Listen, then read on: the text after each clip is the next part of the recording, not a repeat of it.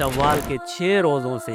जनाब नबी करीम सल्लल्लाहु अलैहि वसल्लम ने फरमाया, जिसने रमज़ान के रोज़े रखे और रमज़ान के बाद शव्वाल में 6 रोज़े रख लिए तो गोया कि उसने पूरे साल रोज़ों का अजर और सवाब हासिल कर लिया। कितना आसान है। 6 रोज़े शव्वाल में रख लीजिए, 30 दिन में 6 रोज़े, 29 दिन में 29 रोज़े भी तो आपने रखे हैं ना। तो 29 दिन में 6 रोज़े रखना कौन सा मुश्किल काम है।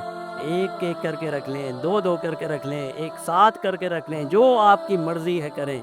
इसी तरह ख़वातीन को भी ये समझाने की ज़रूरत है अपनी माँओं, बहनों, बेटियों को कि उनके रोज़े रह जाते हैं शरई उज़र की वजह से। फिर वो कहती हैं अगले महीने वो अगला महीना करते करते वो दूसरा रमज़ान आ जाता है। उनको भी ये समझाएं कि ये शव्वाल अभी आदत बनी हुई है, उनके जितने भी रोज़े रह गए हैं शरई उज़र की वजह से उन रोज़ों की क़ज़ा कर लें तो ये आसान हो जाएगा। और इसी तरह नमाज़ों की पाबंदी करें, इसी तरह इस्तिग़फ़ार हमने बहुत किए, दुआएं बहुत की, और दुआ सबसे बड़ी इबादत है।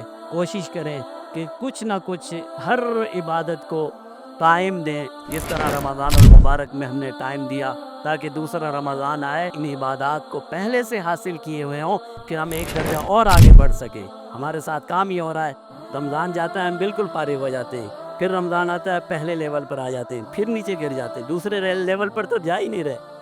तो इस दफ़ा पहले लेवल पर रहिए ताकि रमज़ान आएगा एक दर्जा और तरक्की हो जाए, फिर रमज़ान आए एक दर्जा और तरक्की हो जाए। अल्लाह ताला हम सबको तौफ़ीक अता फ़रमाए।